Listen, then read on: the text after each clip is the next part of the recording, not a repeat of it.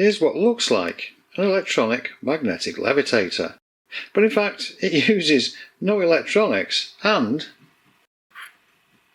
no power. Let's build it.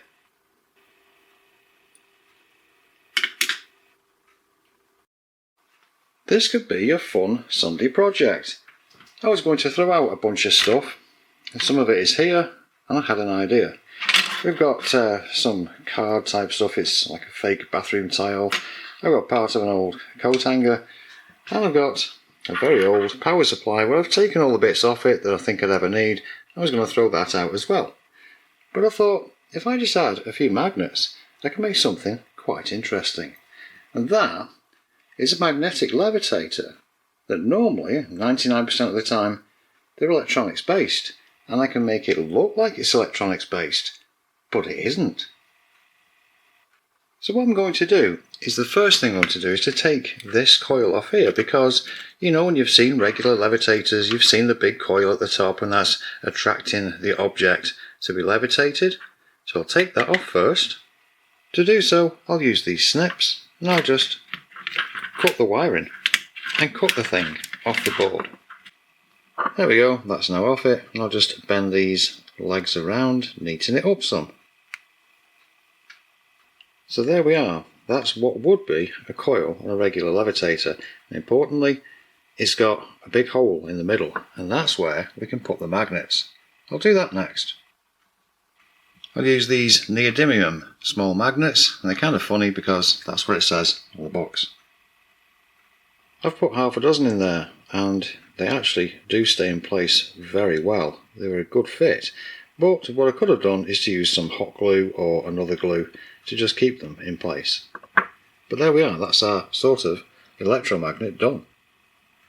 The next thing I'll do is to tidy this up. I'll cut it down to about there, and I'll also bend this coat hanger to the right kind of shape, and I'll come back when that's done.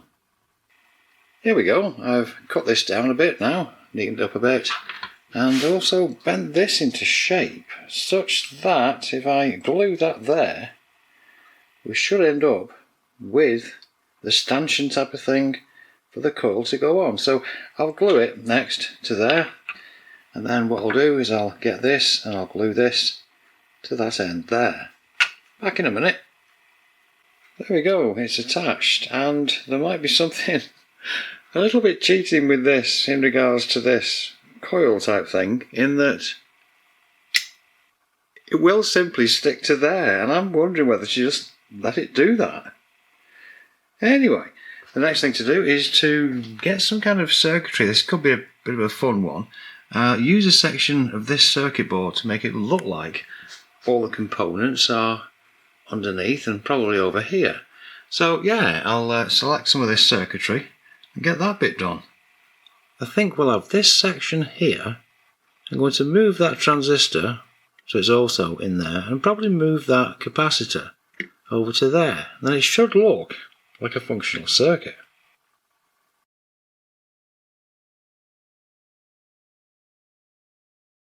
There we go, that looks like a controlling circuit.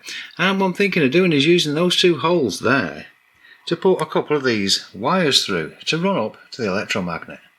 There we are, the grey and the green, and I think I'll use some of these to attach up the side here and around.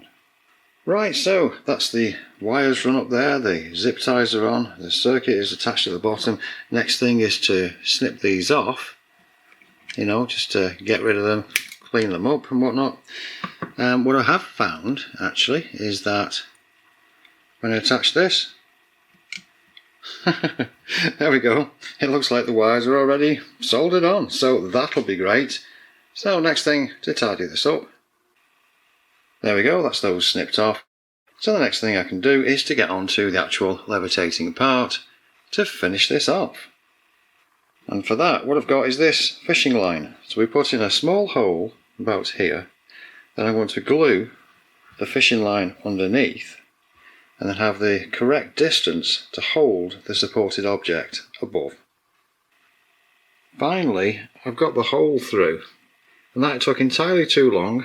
It needed a needle and a hammer, so Jeremy Clarkson will be proud of that one. Next, I've got the fake power lead put on it, so that's pretty good. Makes it look more like a normal one.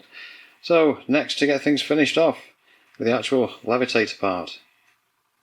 Right, so I've got the fishing line in there now. I've got to attach it at the base because that's pretty good, and it will allow for quite an amount of weight, I hope, to be supported. So, right, let's finish up, get something on there, and the thing will be finished.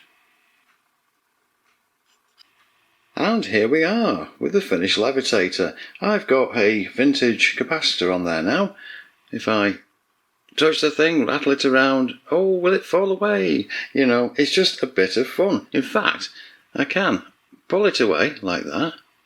We can then, do the thing of trying to get it in the right spot to levitate, and there we go. It is levitating.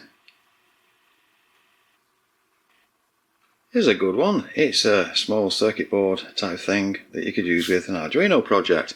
I can just touch the thing and look at that for the wobble and everything. Some of these from a distance do look quite effective and do look like a real levitator. I like that one. Something else would be this microchip, which looks pretty good suspended up there in the air. Yeah, I quite like that one as well.